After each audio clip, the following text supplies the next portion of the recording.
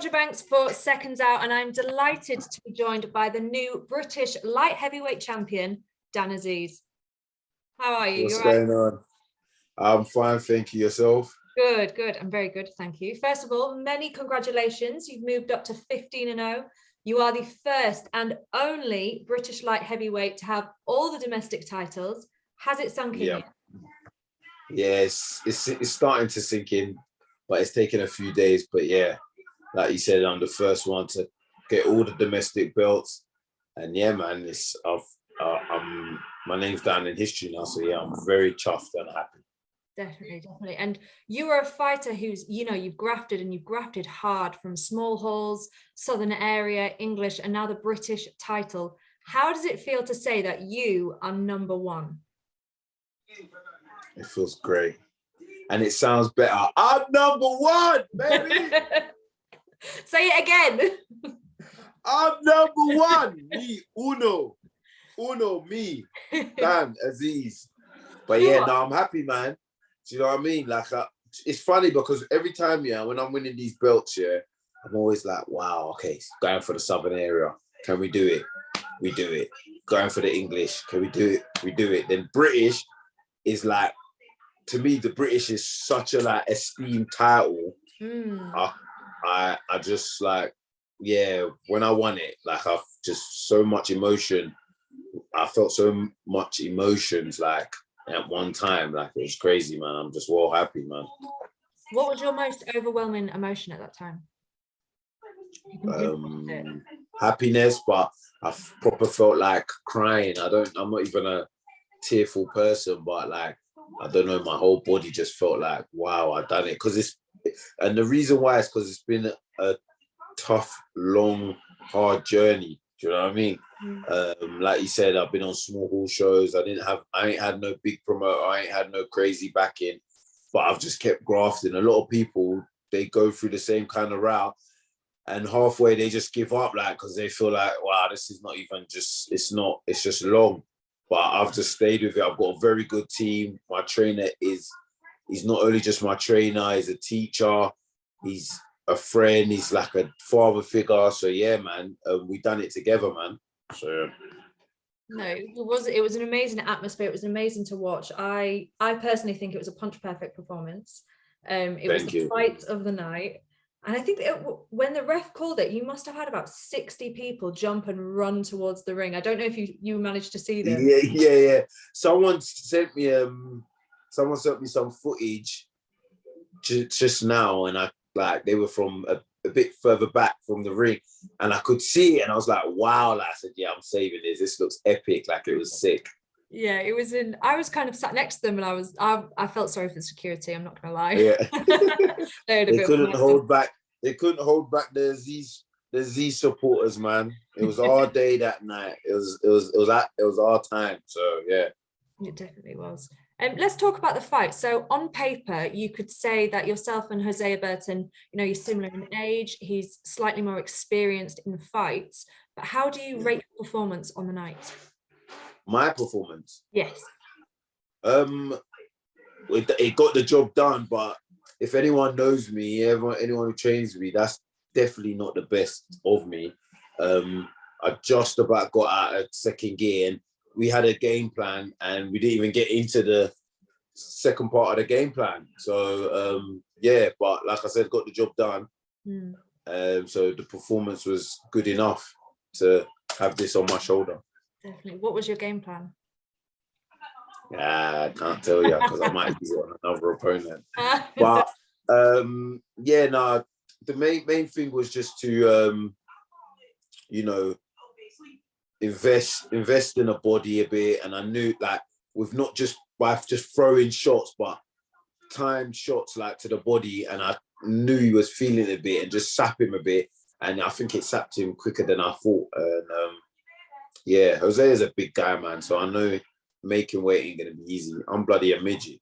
I'm 5'9", and it ain't bloody so easy for me to make the weight, let alone someone who's bloody 6'4", 6'5". So yeah, like I said, we didn't get to go into the second half of the game plan, but yeah, we got the job done. I think that Jose had said at the press conference that you'd never fought anybody like him before. Matt Macklin said it was a step up for you. Do you feel that was the case? Do you feel like it's a 50-50 fight?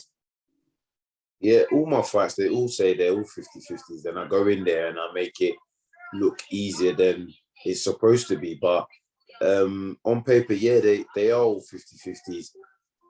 But, you know, I just go in there and I make it look easy. Even when I do make it look easy, it never is. These guys are good fighters. Hosea is a good fighter. He caught me with some good shots. He was tough. I caught him with some really good shots, and surprised he didn't just fold and get slumped. But he took some really, really good shots, and I think the accumulation of the punches, that's what eventually just made him fold. Yeah, I'm in there with guys that are good. I'm not here to just fight guys from Europe that have got maybe a good ranking, but they're shit. I'm here to fight guys that say they're the top guys, because I want to prove I'm the top guy. I'm not here to fight these crap guys. I'm here to fight the boys who say, yes, I'm the best. And we just, you know, put it all on the line. So a lot of my fights, that is what it is, 50-50s, like, so, yeah. I have to commend Hosea Burton. He took some very, very big shots from you. Yeah, 100%. Seventh, you hit him with a really big right hand, and you hounded him from there. Is that the stoppage you thought was going to happen? Is that how you wanted to finish it? I didn't really have a way of how I wanted to finish him, but yeah, it just played out that way. I caught him with a shot, and like you said, that was the beginning of the end, and I just stayed on him. I was about to I didn't want to blow my casket. I was about to fall back, and after I could see that, yeah, he was just about to go. He couldn't defend himself. Like, I threw over 10 shots and he weren't defending himself. I thought, yeah, just keep going. Forget it. Just keep going. Just keep going. And yeah, the referee jumped in, did a good job doing so too. Otherwise, you know, it could have been a bit worse. Definitely. I think you just caught him with an uppercut, and the ref had literally just exactly. Yeah, caught with an uppercut, then another right hand, and the referee jumped in. Yeah, because I saw him look at the ref, and I kind of exactly. It was like, yeah, I can't go anymore. So, and that was it. You also you both looked like you were kind of going back and forth, rallying each other up between it. What was said between you guys? He said he's gonna punch my fucking head in early in the fight. And then another point, I said to him, you don't even punch hard. You ain't got shit in your punches. But he goes, yeah. And then there was times where I was like, come on, stay in the center, let's bang it out. And then when I said that, I could hear his coach, and I could hear even Fury like, no, box him, keep boxing him. But he's a proud guy, man. Like, bless him, he's a fighter. Like, he's a fighting man. Like, when I said that, he thought, come on, let's go. And then he started just going with me. And yeah, that we were just going back and forth, man. But we got respect for each other. Hosea respects me, and I got respect for him. But yeah, just obviously in the heat of the moment, we're just going at each other. Definitely, and it made for a fantastic fight. So yeah, exactly. I got told to shut my gob a couple times by the ref, but yeah, I didn't listen, man. I was enjoying the fight. Well, that's part of it, though, isn't it? Because I think a lot of fighters get into it and they forget to enjoy themselves. Yeah, no, I was enjoying it, man. Even when he was catching me with shots, coming back, that's what makes for a good fight. Like, if I just went in there, even though it was quite one-sided, he was still coming back with shots, like, do you know what I mean? Good shots, still catching me, and it's all the ingredients for a good fight, and that's why it was the fight of the night. If I just went out there and just absolutely just pasted him, which I kind of did, but you know, there was nothing coming back. It wouldn't have been fight of the night. You got to have two good dance partners to make a good fight, and that's what it did. Both of our styles gel. So, yeah. Just going back and touch on all the support you've got behind you. I don't think everybody I spoke to just had so many shining things to say about you, your career. Have you been feeling love? Yeah, do you know what it is? I think it's because everyone's just seen me on the circuit grafting from day one. I've never stopped. I've never taken a break. I've never given up. I've just kept going. So everyone, to finally see me be the British champ, it's like, oh, Dan, well done.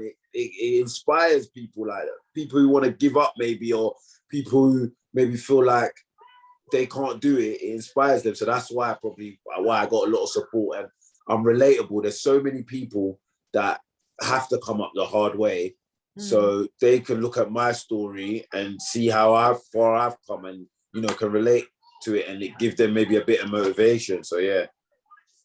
And since Saturday, how has life kind of changed for you? I've seen you doing some non-sporting TV interviews, and is that different for you?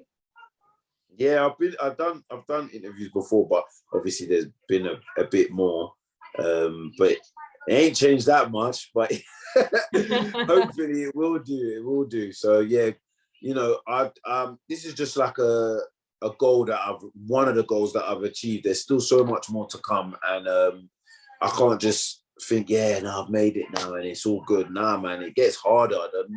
The higher you climb up, the harder it is, and I know that. So I ain't just gonna sit back and think, it's all good now. I still got much more work to do.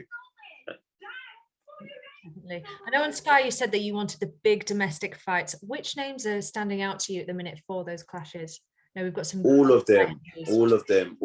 Listen, I think in UK we've got a good 10 to 8.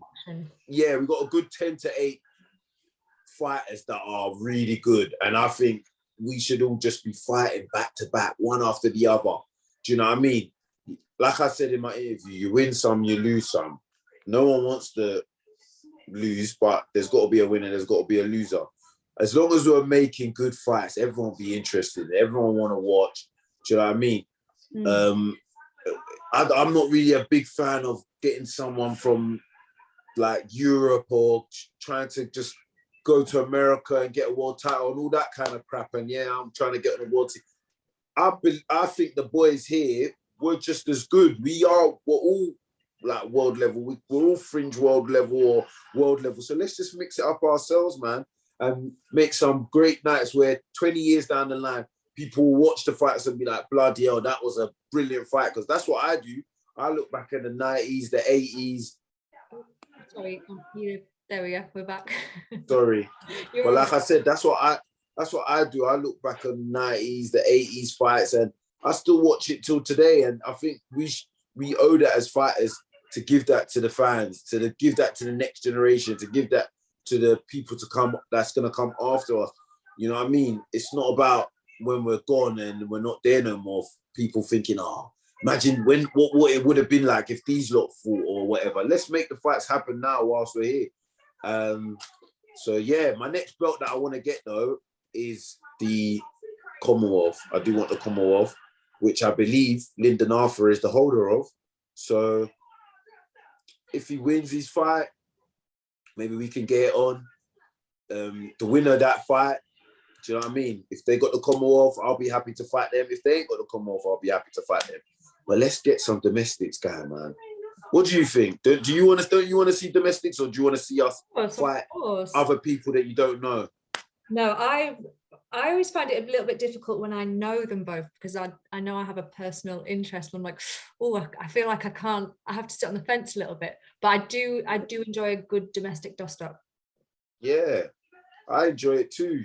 Do you know what I mean? You got to realize a lot of us, we all know each other, and when we're sparring, we're not all friendly. We're bashing ourselves up for free. So why wouldn't we do it for a lovely belt or a bit of money, and a good night of fighting? Like, I don't understand, but I don't know, man. It's easier said than done, because your management and stuff, they chat shit. Your promoters and all that, they all chat rubbish and don't want to work together and stuff. So it's easier said than done. But me personally as a fighter, because I've had fights that I've personally called for and asked my management for, and then it's like, nah, they're over on that side, so it's going to be. So yeah, I do understand. I ain't just talking for the sake of talking. I do understand the schematics of things, but it is what it is, man. What can we do?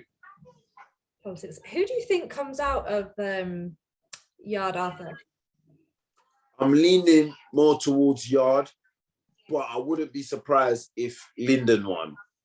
because really Yarde is just, I believe, is just gonna come in and stick it on him. But actually, then again, that's what everyone's saying. Oh, he's gonna come and finish off from where he did last time. But he could go in there and actually outbox Lyndon. You never know. This is what everyone was thinking about with me, with Burton. Oh, you can't outjab. You just gotta stick it on him, Dan. You gotta stick it on him, and you gotta rough him up. No, I don't. I can, if I want to be at range and box, I can do that. Like you saw on Saturday, I was out jabbing him at times. I'm like I said, I'm 5'9", 5'10" at least, and I was out jabbing the guy who's 6'4", and he's got a brilliant jab as well. So it's not about just thinking, oh yeah, Yarde's just got to stick it on him and put that pressure. Nah, you never know. He might come out, might have worked on stuff and come and try and outbox him, and he could do. That's boxing for you. So yeah. So I know your team are, well, they want you to push on. Aside from the Commonwealth, are we going for Europeans? How many defenses are you looking at? Yeah, if there's, like I said, if there's a fight that can be made domestically, I'm more than happy to defend my title. If there's a European shot, I'll go for that. But everything steps. But I definitely, you know, Commonwealth, I'd love to say that, yeah, I was British and Commonwealth champion. So, yeah. Amazing. Well, once again, congratulations. It was a really, really beautiful performance. Thank you. Congratulations. Enjoy this time, and I can't wait to see you back in action, whenever that is. Cheers, man. When is that going to be? Thank you so much, man. Tell these boys that, come on, we should knuckle up, man. These domestic boys, let's have it, guys, man. Let's do it for the fans. Let's have a good night of boxing, man. Forget all these Europeans and stuff. Do you know what I mean? Let's get it on. When are you looking to get back out again? I'm assuming 2022, obviously. Yeah, Sky want me. Actually, let me not even say anything. But yeah, early. Early. You know, yeah, early. But we'll see. Obviously, there's been a few offers after the fight, so we'll see where we go from there. Fantastic. So yeah, I look forward to it. Dan Azeez, everybody. Take care. And the new.